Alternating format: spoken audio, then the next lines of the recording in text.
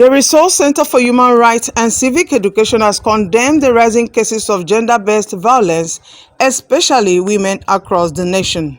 The executive director of the center, Dr. Ibrahim Zikirullahi, made this known at an event to commemorate 16 days of activism against gender-based violence campaign in Abuja. Zikirullahi also called on law enforcement agencies to rise up to their responsibility of ensuring perpetrators of violence are persecuted in accordance to the law. While civil society is working hard to raise awareness about how women can avoid becoming victims of aggressors who unleash violence against them, the Nigerian state must wake up to its responsibility of protecting the lives of vulnerable and marginalized groups, particularly women. The recent gruesome killing of a state woman leader of the Labour Party in Kaduna State exemplified this wave of violence against women in the political process. CSO strongly condemns this killing and calls on all law enforcement agencies to get to the root of this murder, apprehend the perpetrators, and bring them to justice. As frontline human rights think tank implementing various projects which have components focusing on the rights of women, CSO is in close touch with thousands of women who bear the brunt of all shades of violence, which violate their rights, impede their potentials, and prevent them from using their talents to contribute meaningfully to national development. CSO and its partners have been able to contribute to addressing scores of cases, especially cases of rape, domestic violence, abandonment, and discrimination against women. However, notwithstanding the milestone recorded by CSO and other CSOs, major challenges remain in the area of getting justice for women whose rights have been violated by aggressors who unleash violence on them. Beginning from the police, which is the lead institution to act as first responder to violence against women and girls, the right attitude and the commitment to investigate, prosecute, and bring perpetrators to justice is non-existent. Women who are victims of sexual and gender-based violence are frequently subjected to dehumanization and derogatory profiling.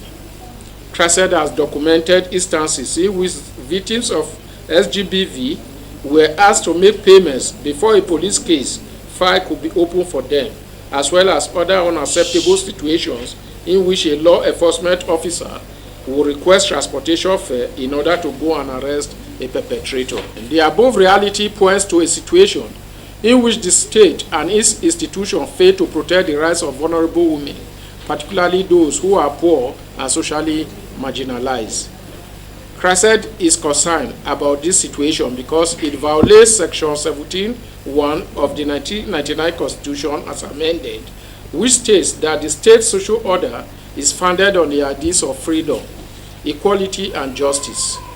Section 17(2)(a) and (b) of the Constitution also states that every citizen shall have equality of rights, obligations, and opportunities before the law, and that the sanctity of the human person shall be recognized and human dignity shall be preserved and enhanced. CSO calls on the government and governance actors to give meaning and life to the words enshrined in the nation's constitution, as well as the provisions against gender-based violence in other extant laws and international instruments.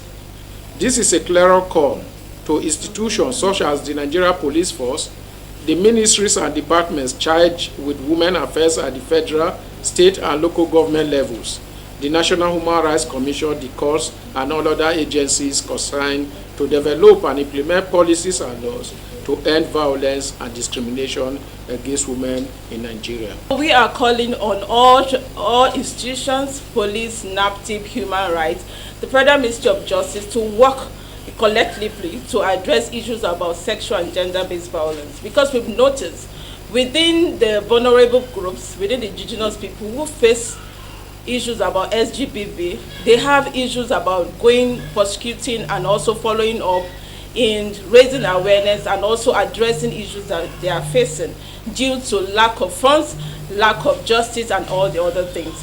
When they go to institutions like police, they are being asked to give out money to arrest victims and perpetrators of this violence, which I think is not in order for people who are already vulnerable having challenges. Vulnerable people shouldn't be affected again or face any form of violence in a society. People are dying in silence, and what is causing it is the stigma. So we plead to people that with the support of Chrysler and MacArthur, we are happy what is going on, and we are getting justice in partner with so many government organizations, NAPTIP, and Legal Aid and other people. So what is happening is that today we are here to make noise, to talk, to speak. As a mother, we have to join the mother's voice to speak. And if you see something, you say something. And any nearby palaces, whatever is your challenges, please go to nearby palaces, the chief palace, and report. You get your justice.